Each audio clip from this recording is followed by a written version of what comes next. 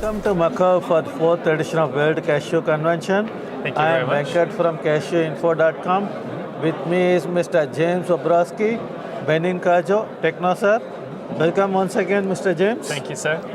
Brief about your company, Benin Kajo, Techno Sir. Well, Benin Cashew is a 5-year project funded by USDA. Okay. And the project aims to impact and really grow the cashew processing and production sector through 4 main avenues.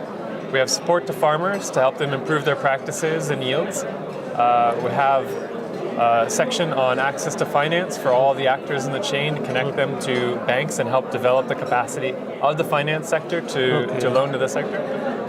We're supporting processors. Processing is relatively new in Benin. 2 years ago, just 5% of production was processed locally. This year, we're close to 15%, and I expect in another 2 years we'll be at more than 30%. More than 30%. And a lot of that is with the technical support that we've been giving to the processors to get the most efficient and profitable operations that they can. Okay. And the last aspect is advising the government. So we actually work with the Beninese different private sector structures, as well as government agencies, and provide technical analysis so that they can make better decisions. Okay. How was the weather in Benin so far? How do you see the crop prospects going forward? This has actually been a really good year. We've had very low wind, which is often an issue in West Africa in the wintertime. Okay. Rainfall has been moderate. So we're expecting at least as good of a crop as last year, or maybe a little bit more, around 120,000 tons, hopefully a little bit above. Okay. And narrate your brand Benin, Sweet Benin. Yeah, the Sweet Benin project was a great surprise success. Last year, we had the idea to introduce a clarified cashew apple juice to Benin. Okay. I'm sure in India, or if you're from Brazil, then this is something you're very familiar with. Yes. But Beninese had never consumed it. Actually, it turns out that there was a cultural belief that if you consumed it with milk, you would die. Okay. So to convince people to try this new product, luckily the Minister of Commerce agreed to drink some cashew apple juice with milk on TV and put everyone's minds at ease. And as a result, last year we had a big success with the first introduction of the project. This year, we're increasing production by more than 5 times from last year.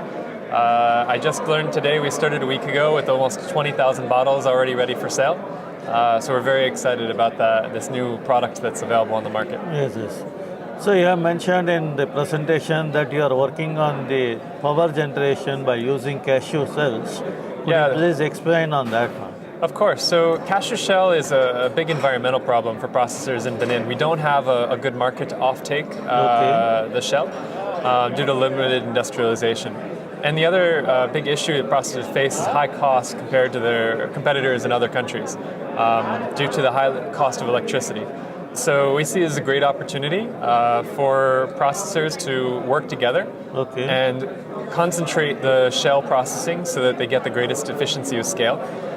To extract the CNSL, which we have been able to find a market for, and then with the remaining shell to generate electricity to supply some of the plants and industrial processes that exist.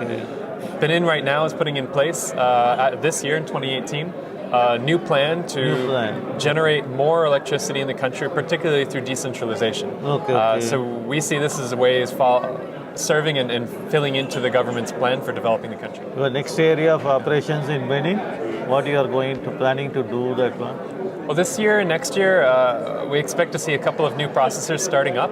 So a lot of our energy is going to be focused on making sure they succeed through that critical first 2-3 years. And then continuing to push the envelope on efficiency and generating additional revenue streams, such as the electricity initiative, expanding CNSL processing, and helping the existing players get up to a larger scale. The other big issue that we're looking at, that's been mentioned by a few people here today, has been about the secondary services. So replacement parts, engineers to repair equipment.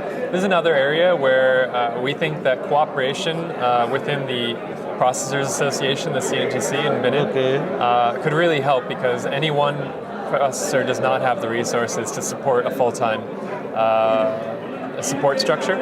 but as a group, as a professional association, they can share those resources and really help each other to become more profitable. In most of the African countries, they are having only ACACU certification, but with stringent food safety norms, what are the other certifications are you going to train the cashew process, considering Benin will produce at least 30% of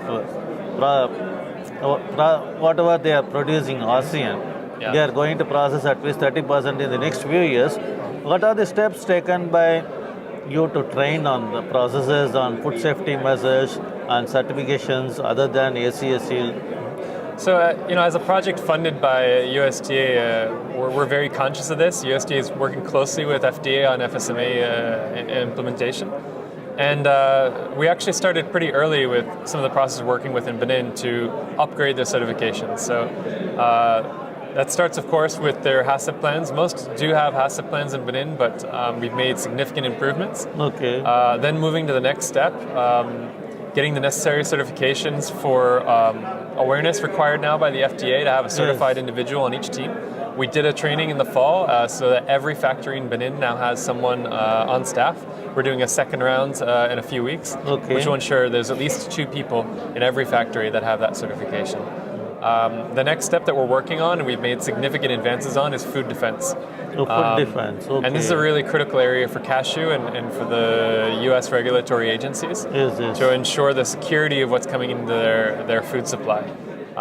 The goal this year is to move towards BRC, and we're doing so progressively, taking each processor where they're at right now and getting them on that train to get to the desired station, which is BRC.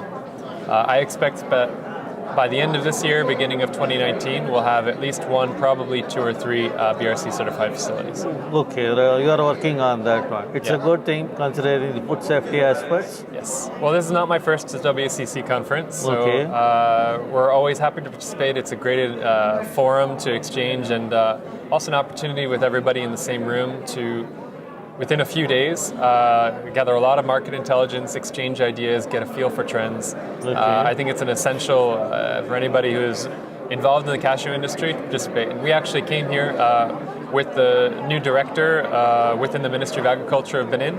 They've set up a dedicated division for the cashew sector. It's a new thing, and to kick him off, he started just a few weeks ago. The first thing we said is come to WCCE. If you want to understand this business, you want to understand the market that you're in, please come to WCCE, understand what the private sector is doing, listen a bit about policy, and that will really help guide you as you're setting up your institution. Thank you so much, sir. Thanks a lot.